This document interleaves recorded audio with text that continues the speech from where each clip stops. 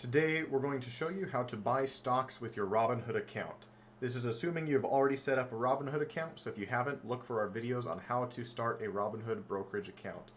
The first thing you're going to do is use the search engine on either Robinhood.com or the Robinhood app to search for the stock that you want to purchase. In this case, I've got selected SPY, which is an ETF for the S&P 500. Then I'm going to go over here to this box that says Buy SPY, and I have several different order types. We're going to go over each of these and what they mean.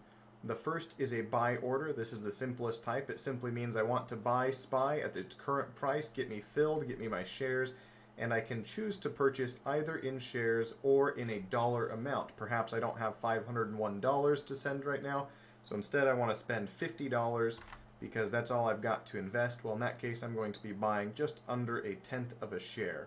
Or if I want to buy a single share, I can type in 1 and it will tell me the total market price for buying that single share based on the current price of SPY. Additionally, if I would like, I can set a limit order. Maybe I see that the S&P 500 is moving down and I only want to buy if it continues to move down.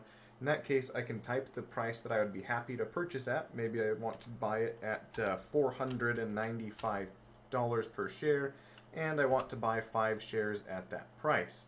Then I can choose my trading hours. This is an important step if you're buying in after hours or pre-market, which the hours will vary based on what time zone you live in. So look up your time zone's market trading hours, and that will give you a good idea if you're in after hours or not.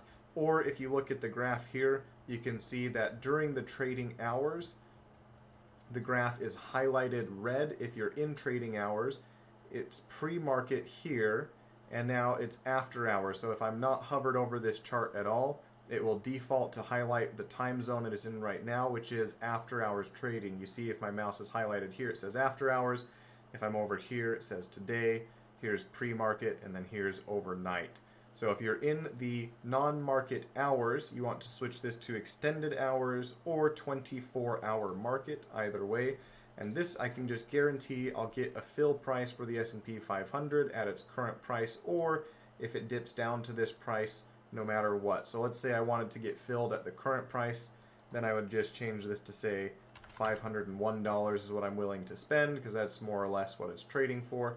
And I'm wanting to buy 5 shares on the 24-hour market, and I want this to expire at 6 p.m. today, or I can say it's good till canceled. It will have 90 days till expiration. So let's say I want to wait till a big dip, right? So I'm saying if the S&P 500 drops 10%, then I want to buy 5 shares. I can say, great, we're going to do that. So I've just set this to not expire until July 29th, 90 days out. And if any time between now and July 29th, the price of the S&P 500 drops down to $450 per share or lower, I will be filled at 5 shares for $450 a share for a total price of $2,250. The next order is a stop loss order. This would be a way to sell some positions you already have, so we're not going to go over this right now. Stop limit order, similar. Trailing stop order, this is also a sell type order. And then the last is you can set up recurring investments. This is if you want to just set it and forget it. What is recommended for most people, I can say